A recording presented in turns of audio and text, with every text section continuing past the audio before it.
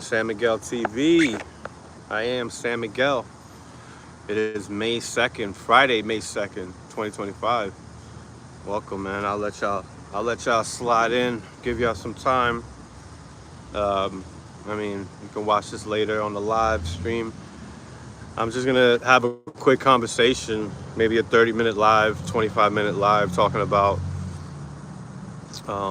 how the left, people on the left side of politics have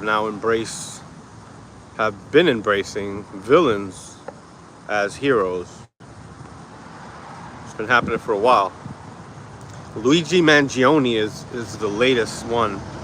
Him and Carmelo Anthony, not the basketball player. Carmelo Anthony, the alleged murderer of a suspected murderer who admitted to killing a 17-year-old boy by the name of Austin Metcalf, a 17-year-old teen by the name of Austin Metcalf. He was stabbed in Frisco, Texas at a school event on school property at a track meet. This is like one of the heroes right now that's should be a villain. You know, has always been known. Well, not always. That's the thing, is people embrace villains constantly. Luigi Mangione has killed the CEO of, what was it? I don't know if he even admitted to it, but they definitely caught up with him. They were looking for him. There was a manhunt looking for Luigi Mangione when he killed the CEO of United Healthcare, a big insurance carrier here in the United States and worldwide, I believe. Well, no, I think that's the United States insurance carrier. But nevertheless, these are people that are becoming heroes when clearly they should be condemned for some of their actions. But they're being propped up as if they did something heroic. Really, this is kind of backwards what you see is going on. And you could compare this too with George Floyd. Even though, George Floyd, you could say that he was murdered. I think that's what the conviction was for Derek Chauvin. He was convicted of murder. Even though the coroner did say that George Floyd's heart is so bad, his condition of his heart was so bad, and his aorta was all fucked up, that he didn't even need to have a knee on him or anybody sitting on him. Just his exhilaration alone with the drug use, that his history and his current drug use, because he was very high when he died. Even though all of that happened, whatever, they put it on Derek Chauvin. It is what it is. That shit, it's history. But that dude was considered like, George Floyd is considered like a hero, But hey, Rahayu, thanks for saying hi. And I appreciate everybody that's on listening to San Miguel TV. Yeah, people that are supposed to be condemned are being looked at like heroes. And you can see all of these people on the thumbnail that I used. One of the main dudes right now too is the dude that was sent to El Salvador. You know what I mean? And he's a criminal. First of all, he wasn't born in the United States. If you weren't born in the United States and your record is not looking good, you run the risk of being shipped to wherever the hell you came from. Maybe you might even be shipped to El Salvador, like they do to some Venezuelans. They're shipping them to El Salvador because some Venezuelans will come through that border, and they'll just send them right back there. So but yeah, this pretty much the conversation I wanted to have right now, to talk about how villains have become heroes.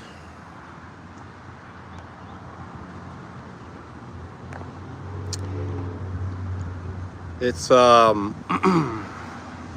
it's crazy that people are jumping to the defense of villains, evil people. People have done evil things, but they can somehow agree with them or relate to it. It's the people, like, people are becoming, it seems, sicker and sicker over the years. And they you know how like in the 80s and 70s you had these, like, even before that you always had, but you could look back to like Charles Manson, and you have sick people that, anybody like Charles Manson, who's known as a murderer and gets recognition, they always start getting some fan mail or some type of mail from somebody that's attracted to them or that wants to get to know them. And it's a weird fetish. That's kind of like what I see happening, in with these different situations, from Carmelo Anthony, the alleged killer of Austin Metcalf, murderer in Frisco, Texas, Luigi Mangione, from George Floyd. Like, why are these people propped up as a hero? When they haven't done anything heroic at all. They've actually put themselves in situations where now they're going to be tried in a court of law, some of these people. But yeah, welcome from Indonesia. The time we live in, we praise pedophiles and worship demons. Ridiculous. It's insanity. Tazadakia is Jermaine Grant was a cult leader of a church I used to be a part of. I used to be a part of a Hebrew Israelite cult, and Jermaine Grant was the leader. His name was Tazadakia. That was his Hebrew name. And these people preach they're the real Jews. The real Jews are black. All this blah blah blah. And the white man's the devil. Yet this cat was stealing from the congregation the whole time. And you have a lot of people that do stuff like this. They'll use this whole narrative that, these people, they'll point to an enemy and then form an alliance with you because you have formed a mutual enemy. You guys have formed a mutual enemy. And you're talking about how, don't you hate this enemy so much? Isn't this enemy so horrible? Yes, I can agree with you. Oh, wow, you think like me. Maybe we should get together and fight the enemy. And then there's somebody behind the scenes. Yeah, let's all get together. Let's do this, matter of fact. Let's put all our money together and really fight the enemy. And then people start taking the money. People start, using that pot, that honey pot, as a slush fund to, finance their lifestyle. All that stuff. They want to live, they want to live in the streets. That's what this cult leader that I used to be under, that I used to be a part of, this cult called the Israelite Church of God in Jesus Christ. That's what was going on there. And this guy is still being looked at as some type of hero in this small community known as the ICGJC, which is part of another small community called the Hebrew Israelite community. When you compare these religious groups to, Christians and so forth, they're pretty small. But they have been growing. You have Israel United in Christ, IUIC, making noise.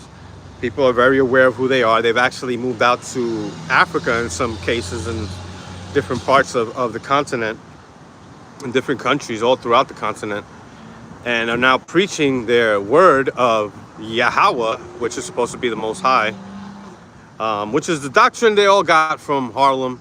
This came out of Harlem. There was a time in the late 1800s when a group of African Americans started using Deuteronomy 28 and these scriptures that the Hebrew Israelites use to try to show that they're the lost children of Israel. But it really didn't start like becoming a mainstream, not mainstream, but a more well-known doctrine and group of people that teach this doctrine, known as the Black Hebrew Israelites, until maybe the 1980s and the 1990s. But in the early 70s or late 60s, they started preaching out this 12 tribe sign, or this, I don't think they had the 12 tribe sign yet in 1969 when they started the cult. But a lot of these Hebrew Israelite cults, which are racist people, racist groups that are nationalistic, black nationalists, these cats usually have a leader outside of Jesus Christ. They have a leader that they follow, most of them. And they praise these people that are supposed to be, they shouldn't be looked at regarded at the esteem that they're regarded at. They shouldn't even the power that they are allowed to have is just crazy. I mean, to say shouldn't, couldn't, you can't really prove that something shouldn't. This shouldn't be. It's like, it is what it is. That's why, I live by that statement because, I don't expect, anything anymore, really, unless it's like the sun rising in the morning, which is technically not even the sun rising. It just gives that appearance because of the rotation of the earth and the location of the sun.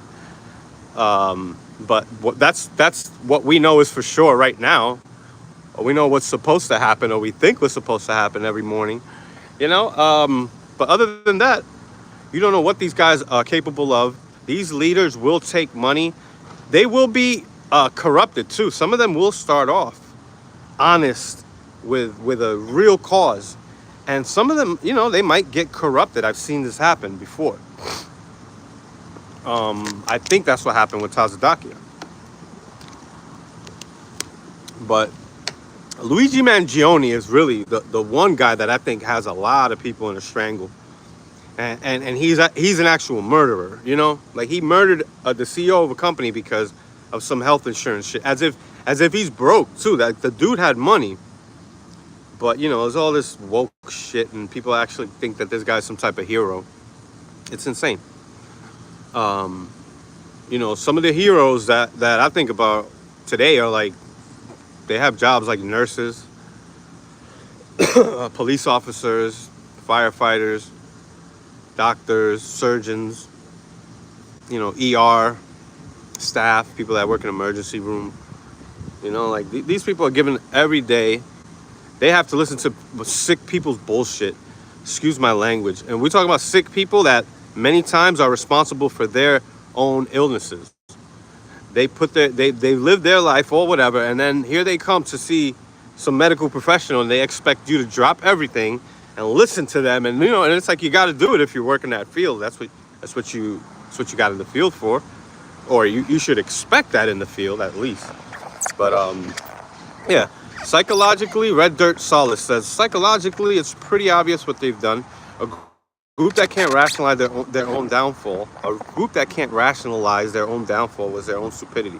Being drawn to the idea of being a chosen people. Right. Indonesia's corrupt country, bro. Oh, I know Indonesia's corrupt country. I mean, I don't know like that, but I've heard something. I know I've heard things about how the government's been running since the 90s, since the 80s, 70s. But I'm not an expert. I'm not too studied in Indonesia politics and history. But I'll tell you this, man. I would rather live in America than Indonesia, and I think in some cases some Indonesians rather live in America than Indonesia. Sometimes it's just the familiarity and the comfortability of being an Indonesian and growing up in a place that you're just familiar with, and you get accustomed to living a certain way. We're like that in America. We're kind of spoiled compared to the rest of the world. I've been making videos, or I did a video, at least one, of a woman that went to Africa because she hates Trump, and she thinks Trump is going to start, it's crazy stuff. People are fear mongering about what Trump is going to do. Now, granted, we have no clue what Trump is going to do next. I'm surprised almost every day by Donald Trump. But I don't have that same fear that some of these people have, and I think it's definitely some part due to Donald Trump's actions and how he behaves. But at the same time, it's because there's a villain. A villain in Trump has been created by the left-leaning news media. Now, I'm not the type of person that thinks Trump is doing the tip-top job or whatever. But I'll tell you what, there's flaws in everybody, and we already know that. We don't have to say that. The flaws in Donald Trump are being magnified because of the position that he's in, and because of his enemies, the enemies that are against him, that hate him, like Democrats. They are each other's enemies, especially when you're at this point in your life politically where you are the president of the United States. People have been making fun of him, Democrats, whatever, you know, for years. And he won 2 elections. You know, he's an accomplished man. He's an accomplished businessman. Yes, he has, what, 6 or 7 bankruptcies. But those are, you know, his individual businesses. Out of how many businesses?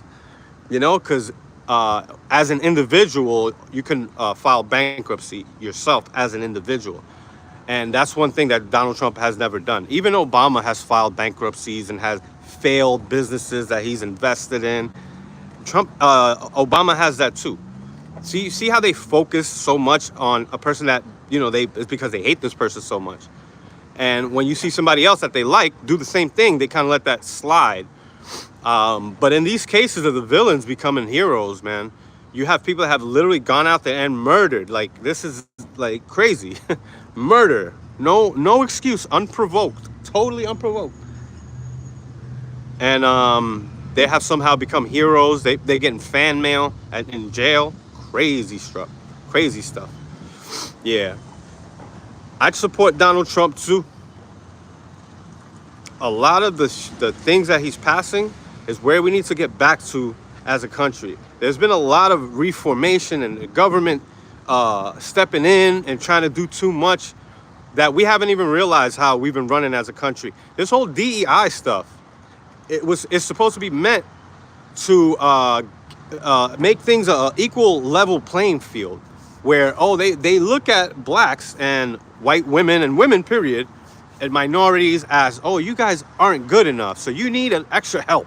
You need an extra boost. We need to give you a head start. And it's like, well, if you want to really talk about equality, shouldn't everybody have the same opportunity? So what they're trying to create is equality of opportunity, not or equality of outcome is what they're trying to create. What we need and what we have already is equality of opportunity.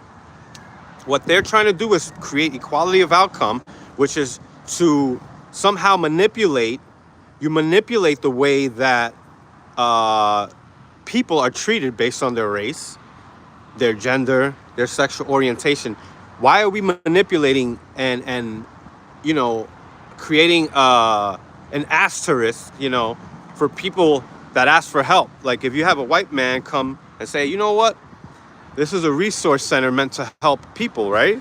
And they say, right, you're right. Okay, well, I need help. And they're like, okay, well, we're going to put you to the back of the line, because even though there aren't people here asking for help and you're here before them, there's other people that are going to come after you that are going to need it more than you based on your race. And you're going to have to wait and, we're going to help them first. And, you good luck.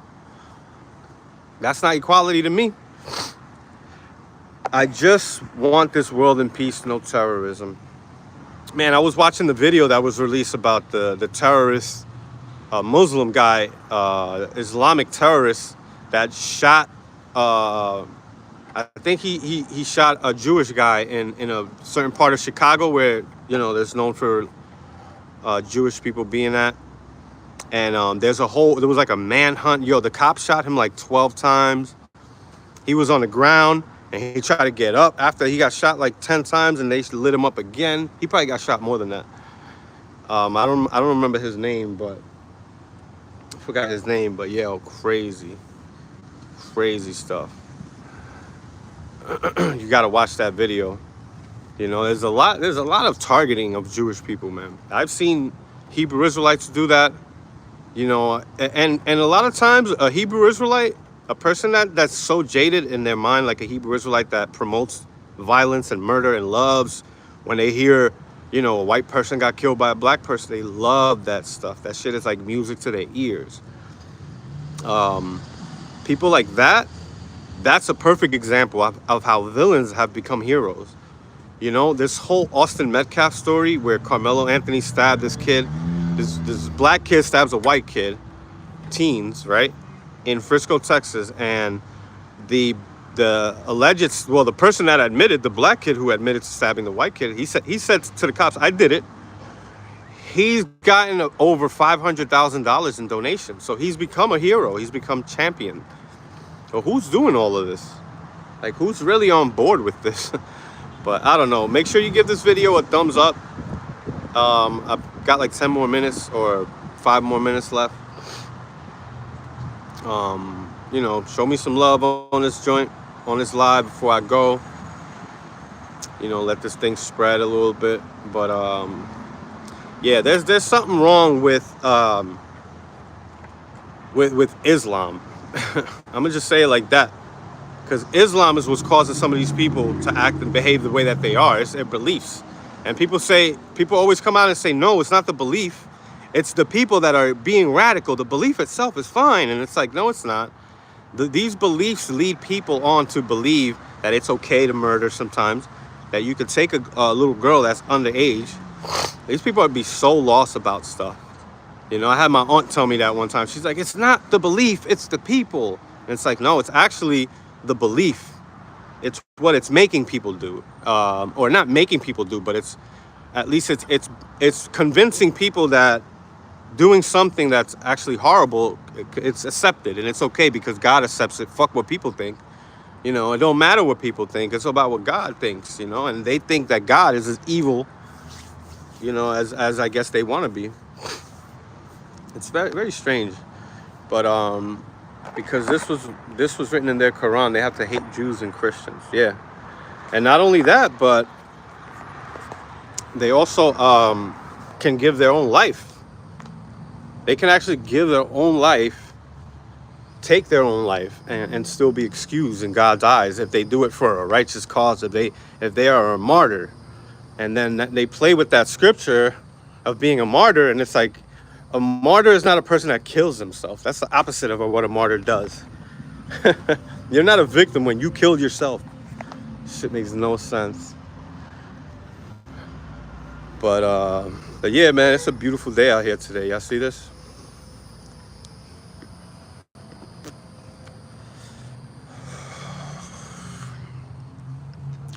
Yeah, make sure you give this video a thumbs up again, because I'm about to close it out. But yeah, man, the heroes become the villain and the villains become the heroes.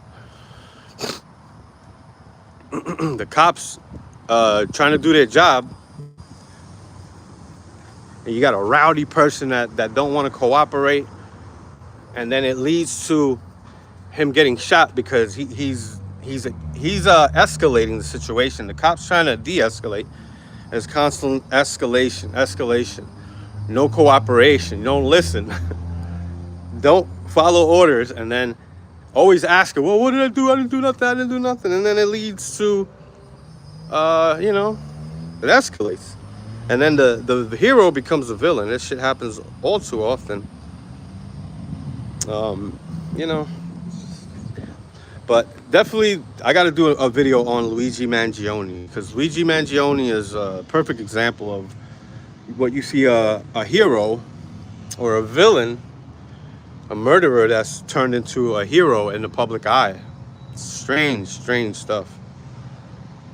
But, you know, it's a time that we live in. Carmelo Anthony, George Floyd, Luigi Mangione. These MS-13 and Tren de Aguera, whatever. Tren de Agua. Gang-related El Salvadorians and all of that. They want to simp. Democrats and people on the left, they want to simp. They feel sorry and all sad. It's like, yo, these are damn gang members and stuff. Some of them are obvious gang members because they got tattoos on them that don't go away. They put the tattoos on them to represent what they represent, whatever it may be.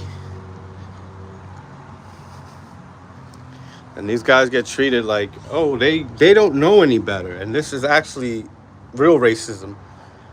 When you expect somebody to behave negatively and you kind of like allow that, and because whatever you put an asterisk, oh, it's because he's black. Oh, now you're allowing people that you know, you think are lesser, is what it is. And now you're allowing them to behave a certain way because, yeah, you don't want to hold them to the same accountability as everybody else. Because he's this and because they're this, you got to let them slide as if they're handicapped or something, you know? It's like that skit that Chris Rock did one time when he was talking about Like it's like playing basketball with a handicapped person. It's like you got to let stuff slide. It's like, but it's like you're saying, what, all black people are handicapped is what you're saying? Like, why are we allowing certain type of behavior and then saying, well, you know, slavery and Jim Crow and blah, say blah. Yo, when are we going to stop talking like this? 2025, we still talking like this. We still excusing certain behaviors because of shit that happened in the 1800s and 1700s and 1600s and early 1900s. So what? A lot of these people today don't have to deal with what they're crying about. They're rehashing and trying to live what their ancestors lived through. For what? Those days are over with. Why do you want to rehatch all this racism of people that, all these racist people that you're mad about are dead, you know, in history? Like, who are you really mad at right now? What is it that's you going on? What is it that you got going on where you think that you got to treat people a certain way because of their race, and you got to excuse and let shit slide and pass because of their race? It's literally what they're doing with DEI too.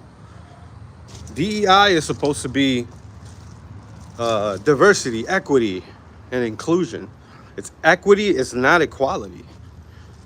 Equity means that you got to give people a head start because they got to catch up to, like, this train of thought is insane.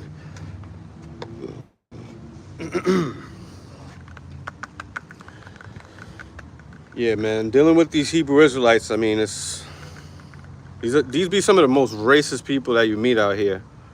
And when you hear them start talking like left leaning, you know, political people, Democrats, whatever, because you do hear that constantly. It's like, yo, what is really going on right now? But it was good though, man. Stephen Smith. Oh man.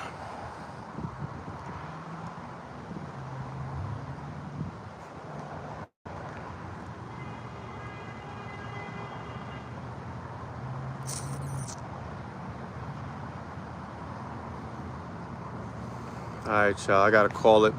It's been good chopping it up with you. Rahayu says, in Indonesia, Islam must be the president. Minority got no chance. All right, man. Thanks for coming through. Make sure y'all subscribe. Give this video a like. I'm out of here.